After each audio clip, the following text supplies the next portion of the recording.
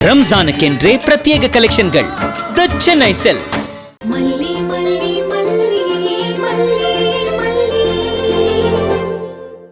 நாளைக்கு காலையில 10 மணிக்கு சாய்பாபா கோவிலுக்கு பின்னாடி வந்துரு.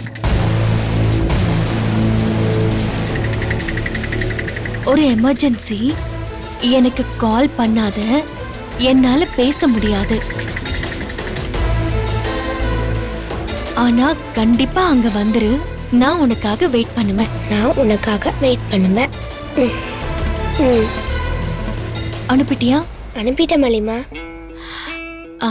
சரி, இப்போ அந்த மெசேஜ் டெலீட் பண்ணிடு. ஐயோ மலிமா, ரேணுமா முழிச்சிட்டாங்க. பக்கத்துல ஒளிஞ்சுக்கோ. சரி மலிமா, நான் அப்புறம் பேசுறேன்.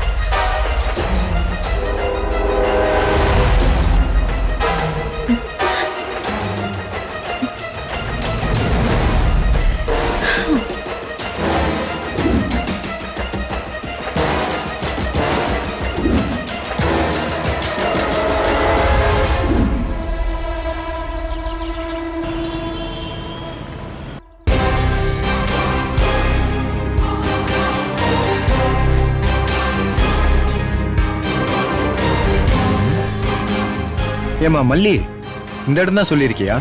ஆமாண்ணே, இந்த இடம் தான் சொல்லியிருக்கேன். இருந்தாலும் வெண்பா வந்த வேலையெல்லாம் செய்ய சொன்னது தப்புன்னு நான் நினைக்கிறேன். அந்த சுடரே ஒரு ராட்சசி. அவ செல்போன் எடுத்து இப்படி ஒரு விஷயத்த பண்ண சொல்லலாமா? அண்ணே, எனக்கு இந்த விஷயத்துல உண்மையை நிரூபிக்காம நிம்மதியா இருக்க முடியாது. அவன் என் குடும்பத்துக்குள்ள நுழைஞ்சு என் குடும்பத்தையே நாசம் பண்ணிட்டு இருக்கான். விஜய் மனசுல குழப்பத்தை உண்டாக்கி விஜய் அவ பக்கம் இழுக்கிறான். என் குழந்தை வெண்பாவை என்கிட்ட இருந்து பிரிச்சு கூட்டிட்டு போயிருக்கா. இத்தனையும் வேடிக்கை பார்த்துட்டு இருக்க சொல்றியான்னு? அதான் கல்யாணம் பண்ண விடாம பண்ணிட்டோமே, அது மாதிரி அடுத்து ஒன்னொன்னா செய்யலாம். இது மாதிரி அவசரப்பட்டு பதட்டப்பட்டு எதுவும் செய்ய வேணாம்னு சொல்றேன். அந்த ரகு யாருன்னே தெரியல. அவன் எவ்வளவு பெரிய ஆளு, எவ்வளவு கெட்டவனும் தெரியல. அவன் ஆளுங்களோட வருவானா, இல்ல தனியா வருவானா, இல்ல ஆயுதம் வச்சிருப்பானா, எதுவுமே தெரியல மல்லி. இது எதுவுமே தெரியாம இப்படி வந்து நிக்கிறது தப்பு இல்ல. நாளைக்கு பிரச்சனைனா மாப்பிள்ளைக்கு பதில் சொல்லணுமா? கண்டிப்பா விஜய் நம்மளதான் கோச்சுப்பாரு. அதுவும் உன்னதான் கோச்சுப்பாரு. ஆனாலும் எனக்கு வேற வழி இல்லன்னு. எனக்கு அந்த சுடருக்கு பின்னாடி யார் இருக்கான்னு தெரியணும்.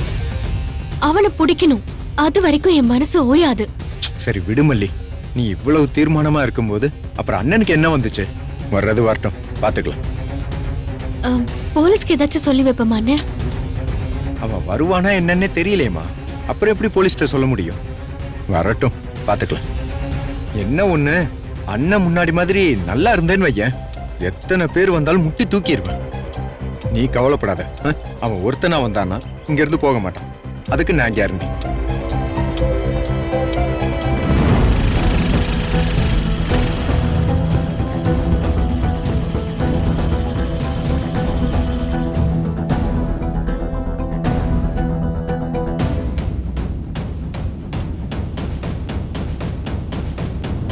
மல்லி, நீ அந்த ரகுவை பாத்திருக்கியா?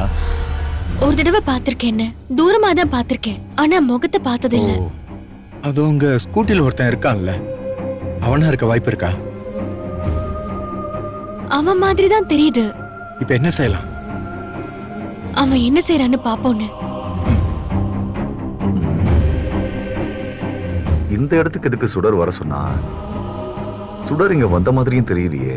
ஒரு தலையும் இல்லாம பாலும் இல்லாம இதுக்கு அப்படி அவசரமா மெசேஜ் அனுப்புனான்னு தெரியலையே. சரி, கால் பண்ணி பாப்போம்.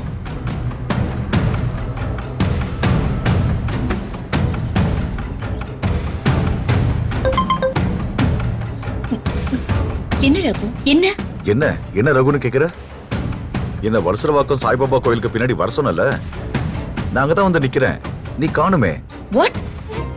நான் வர சொன்னனா? என்ன சொல்ற ரகு? நான் அப்படி சொல்லவே இல்லையே. ஏய் சுடர், நேத்து ராத்திரி நீ உன்னோட போன்ல இருந்து எனக்கு மெசேஜ் அனுப்பல? ஆ? நான் நான் அனுப்பலையே. வாட்? அண்ணே அது அவன் தான் நினைக்கிறேன். இங்க சுடர் இல்லன்னு உடனே சுடருக்கு ஃபோன் பண்ணி பேசுறான். ஓ. அப்ப சுடர் வரலன்னு தெரிஞ்சா தப்பிச்சிருவானே. ஆமாண்ணே தப்பிச்சிருவான். இரு, இன்னைக்கு நானும் அவனான்னு பாத்துறேன்.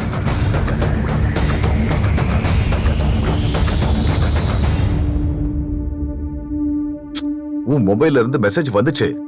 அத நம்பிதான் இப்ப நான் இங்க வந்து நிக்கிறேன். ரகு, ஏதோ தப்பா தெரியுது. கண்டிப்பா நான் உன்னை வர சொல்லல. இது ஏதோ சூழ்ச்சி நினைக்கிறேன். யாரோ உன் மொபைலை வச்சு என்ன ட்ராப் பண்ணிருக்காங்க.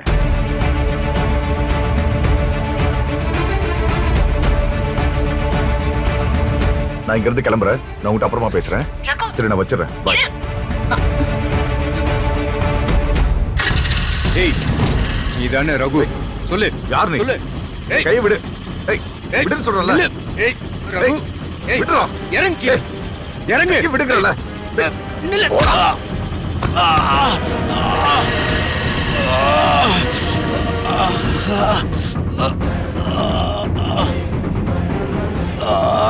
அண்ணே அண்ணே என்ன ஆச்சு? கையில என்னண்ணே? அவன் போயிட்டாமா. அண்ணே வாண்ணே ஹாஸ்பிடல் போலாம்.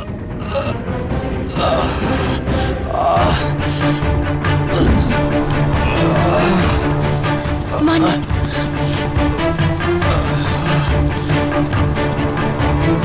அண்ணே பக்கத்துல இருக்க ஹாஸ்பிடல் போங்க. மல்லி, ஏறு. போலாண்ணே.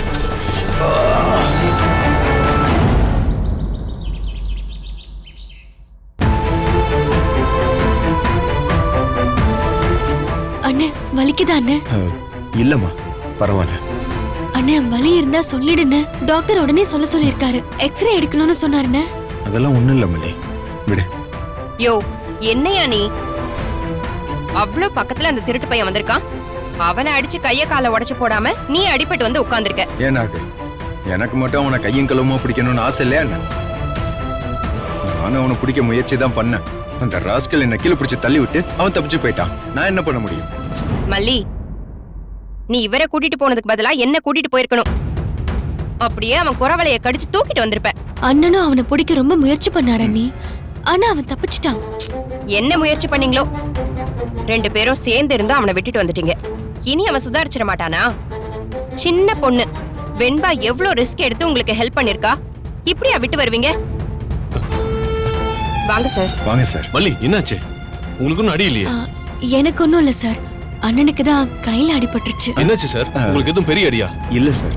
மல்லி, நீங்க பண்ணது ரொம்ப பெரிய தப்பு. இப்படி நீங்க ரிஸ்க் எடுத்துக்கவே கூடாது. அவன் தான் பெரிய கிரிமினல் உங்க எல்லாத்துக்குமே தெரியும்ல. எதுக்கு 2 பேரும் தனியா போனீங்க? அவன் வருவானா மாட்டானான்னு உறுதியா தெரியல சார். ஒருவேளை அவன் வராம போயிட்டான்னா உங்க விலையும் கெட்டு போயிடும். அதனாலதான் தகவல் சொன்னேன். அது மட்டும் இல்லாம போலீஸ்க்கெல்லாம் தகவல் சொன்னா அவன் சுதாரிச்சிருவானு நினைச்சோம். எப்படியும் நாங்க அவனை புடிச்சு உங்ககிட்ட ஒப்படைச்சிடலாம் நினைச்சோம் சார். உங்க ஐடியா என்னமோ நல்ல ஐடியா தான். நீங்க பண்ண பிளானும் நல்ல பிளான் தான்.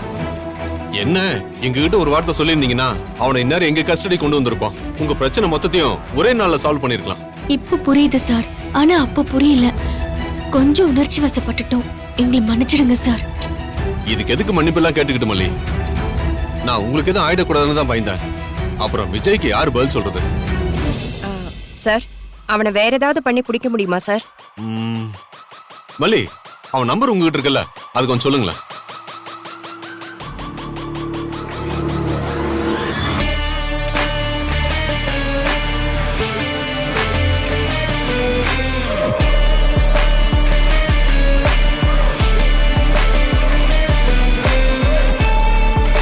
Not reachable.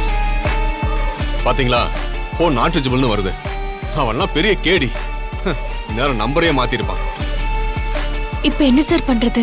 அவன் எப்படியும் வேற ஏதாவது ஒரு க்ளூ கொடுப்பான். அந்த சமயத்துல தயவு செஞ்சு எனக்கு தகவல் சொல்லுங்க. நான் அவனை பிடிக்கிறதுக்கு ஏற்பாடு பண்றேன். நிச்சயமா பண்றேன் சார். சரி மல்லி, நான் கிளம்புறேன். சார், ஹெல்த்தை பாத்துக்கோங்க. Okay sir. நான் வரேன்.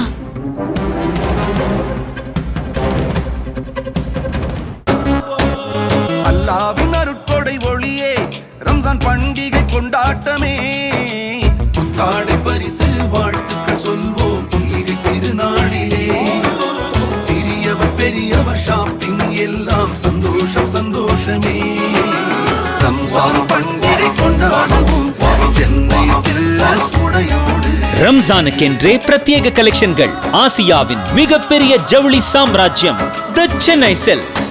இந்த வீடியோ உங்களுக்கு பிடிச்சிருந்தா லைக் பண்ணுங்க, ஷேர் பண்ணுங்க, காமெண்ட் பண்ணுங்க. மறக்காம சரிகமா டிவி ஷோஸ் தமிழுக்கு சப்ஸ்கிரைப் பண்ணுங்க.